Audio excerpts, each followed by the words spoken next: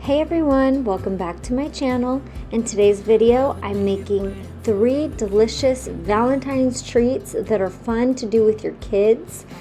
They are simple ingredients and you can just have fun with it. At the end of this, my stuff didn't look perfect, but we had a lot of fun doing it, and that's what matters most. It doesn't have to be perfect, but as long as you're having fun with your kids and just getting to do something decorative, and I just think that those types of things are special. So I decided to put together this video and just maybe give you some ideas of fun things you can do with your kids. So if you enjoyed this video, give it a thumbs up. If you are not yet subscribed, subscribe for more videos like this.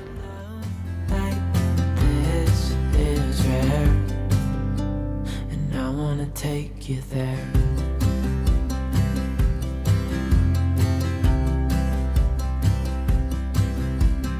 I would give it all away to do it all again. Make our love a story that would never end. So the first treat I'm making is something that I like to call Chocolate Lovers Snack Mix. My sister made something similar to this in one of her Valentine's Day videos, and I can link that video in the description box below. Hers was called Cupid's Chow, but I made mine a Chocolate Lovers Chow. So I am just, throwing together some simple ingredients. You can pretty much add whatever you want to this, and then all you're doing is tossing it in chocolate and sprinkles to make it look pretty. So the chocolate that I used was just some dark Dove chocolate that I found up in my cupboard from last Easter, but the date on it was still good, but it needed to be used up. So that is the chocolate that I'm using here, but you can use any dark chocolate that you prefer. And I used Chex Mix, I used sweet and salty kettle corn, and some Black Forest, I think that's the name of, the Black Forest M&Ms, and they were Valentine's Day colors. And then I also added in some chocolate pretzels. I used white chocolate pretzels just simply to add some more color to it, but you can use the regular chocolate covered pretzels, dark chocolate, whatever. So that is what I added, and then I'm just topping it with some different colored chocolate and some powdered sugar, sprinkles, and then of course you got to have the candy hearts to make it look more like Valentine's Day. This is rare, and I want to take you there. When we wake, hear the birds and see the sun. Side by side our feet. So the next thing that I made were these heart-shaped apple slices. I came up with this idea last minute. I realized I had apples that needed to be used, and so I went out and I just bought a heart-shaped cookie cutter.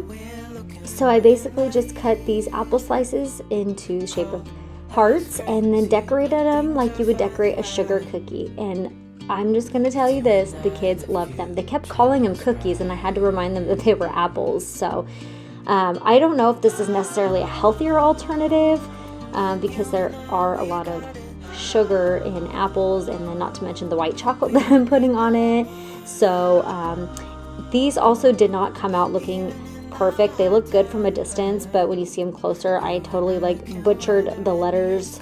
But it's okay, because it was just for fun, and it's okay that things don't look perfect sometimes. I tend to be such a perfectionist, and I had to just keep reminding myself that it's okay, this is just for fun. So I thought this was a cute and creative idea. No limit to what we can do.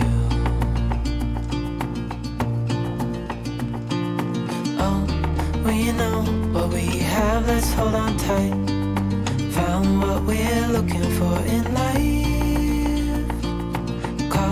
Was crazy, but things are finally right. With you and I, the future is bright. Oh, you and I, we got it. The last treat that I'm making are cake pops. And basically with these, you're just gonna follow the directions on the cake box, cook it, and yes, I use applesauce instead of oil in my cake boxes or cake mixes. And then after you bake the cake, you let it cool for about 5 to 10 minutes, and then you're gonna break that cake apart and just shred the cake.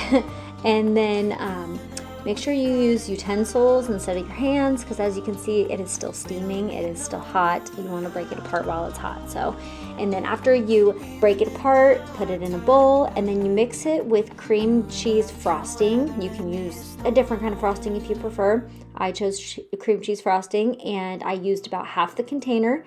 And then I mixed it up really good until it was really soft. Now, the one mistake that I made starting out here was that I didn't put anything on my hands. The cake mix is so moist at this point, and it's still warm, that it took a long time to kind of roll these into a ball.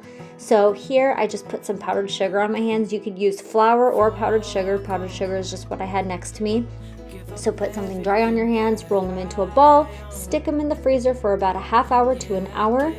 I did not let mine sit in the freezer long enough, so when I was dipping them, I put the sticks in first, and the cake was just too soft to dip into the chocolate with the sticks in it. So I recommend just putting the ball of cake, like the cake ball, in the chocolate first and then putting the stick in it after. With the cake balls being so cold from being in the freezer, the chocolate tends to harden pretty quick, so you do need to get the sprinkles or whatever you're going to decorate it with on pretty quick. But just to be safe, I usually, after done decorating, stick them back in the freezer for maybe about another 10 minutes. And so these didn't come out glamorous, but they were fun, and Avery got to help me put some sprinkles and little candy hearts on, and they loved it. So that is the end of this video. I hope you guys got some good ideas, and I hope you enjoyed it. Give it a thumbs up, and don't forget to subscribe.